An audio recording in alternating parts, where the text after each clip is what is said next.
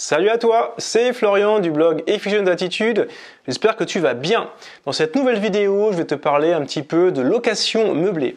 Avant d'aller plus loin, n'oublie pas de liker la page ou de t'y abonner, comme ça tu seras notifié automatiquement dès que je publierai une nouvelle vidéo, c'est-à-dire le mardi, le jeudi et le samedi. Alors, qu'est-ce que la location meublée ? Comme tu le sais, sur cette chaîne, je parle de plus en plus d'immobilier parce que le sujet me passionne et je vais te partager quelque chose d'intéressant, c'est la location meublée. Alors, la location meublée, on l'oppose à la location nue. Quand tu loues nu, c'est pas toi qui es tout nu, je précise, c'est que tu vas louer un bien qui n'est pas meublé, donc il n'y a aucun meuble dedans. Donc c'est le locataire qui va acheter ses meubles, qui va les mettre dans le logement. Généralement, quand tu es en nu, tu as un bail qui va durer 3 ans. Et le locataire a un préavis de 3 mois à respecter avant de pouvoir partir. Et les loyers que tu vas toucher vont rentrer dans la catégorie des revenus fonciers. Quand tu vas toucher des loyers d'une location nue, tu as le droit à un abattement forfaitaire de 30%, qu'on appelle le micro-foncier. Donc tu vas enlever 30% de tes loyers et tu seras imposé sur les 70% restants. Donc ça, c'est le micro-foncier.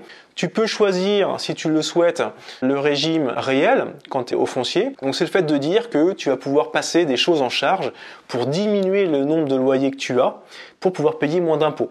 Ce que tu vas pouvoir passer en charge, par exemple, ça va être les petits travaux d'entretien que tu vas faire au niveau de ton bien, ça va être les charges d'assurance, ça va être les frais de copropriété. Donc ça ne va pas chercher très loin, mais ça permet quand même de diminuer un petit peu ton assiette d'imposition. Voilà, je ne rentre pas plus dans les détails dans le nu. Quand tu es en meublé, donc quand tu es en LMNP, qui veut dire loueur en meublé non professionnel, il y a d'autres catégories, LMP, je pourrais t'en reparler si ça t'intéresse.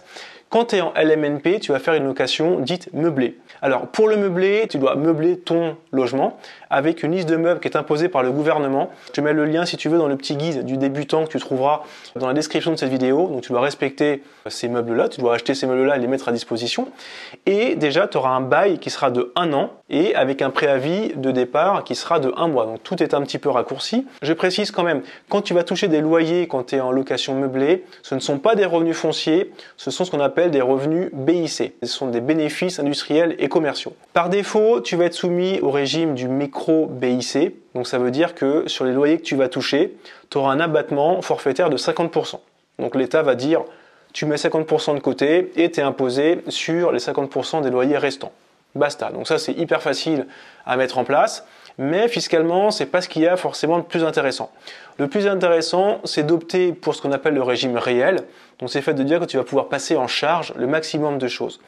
Et c'est là que c'est beaucoup plus intéressant que le régime des revenus fonciers quand tu es en location nue.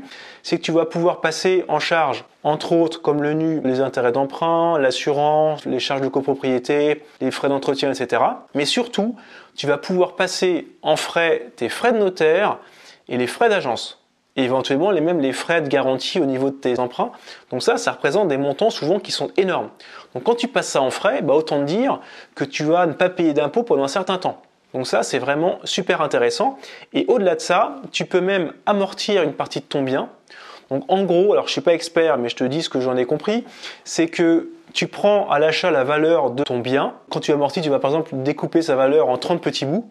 Et ces petits bouts, tu vas les déduire chaque année une partie.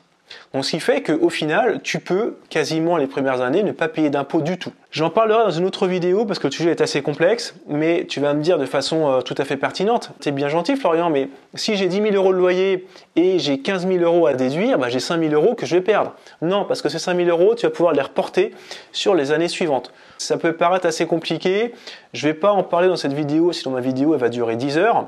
Mais au moins, ça te permet déjà d'être sensibilisé par rapport à ça. Donc voilà, ce que je voulais te partager, c'était ça, c'est le fait de dire que c'est très intéressant quand tu fais un investissement immobilier d'essayer de louer ton logement en meublé. Voilà, donc tu as des critères à respecter, mais fiscalement c'est très intéressant, ce qui fait que tu ne peux ne pas payer d'impôts. Voilà ce que je voulais te partager dans cette vidéo, j'espère que ça t'aura plu. N'hésite pas à me dire en commentaire si tu as tout compris à ce que j'ai dit, tu n'as peut-être pas tout compris parce que je m'exprime mal, mais je te referai une vidéo encore plus claire, vidéo plus claire si ça t'intéresse. N'hésite pas à liker la vidéo, moi ça me motive à faire d'autres vidéos. N'hésite pas à partager la vidéo à ceux qui se posent la question de la location meublée, savoir comment ça fonctionne dans les grandes lignes. Et puis moi, écoute, je te dis à très bientôt dans une prochaine vidéo. Ciao!